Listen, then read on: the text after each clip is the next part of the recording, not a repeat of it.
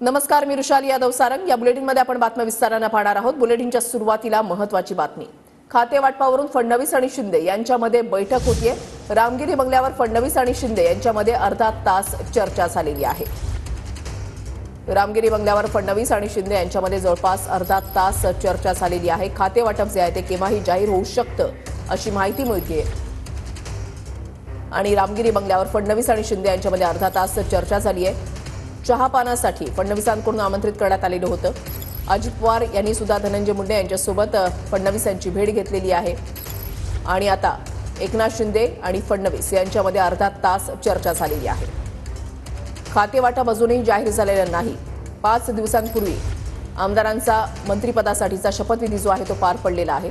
हे संपूर्ण अधिवेशन जे आहे ते पार पडतंय, मात्र खाते वाटप जाहीर न झाल्यामुळे विरोधक सुद्धा आक्रमक झालेले आहेत। खाते वाटपावरून फडणवीस आणि शिंदे यांच्यामध्ये बैठक झाल्याची माहिती मिळते।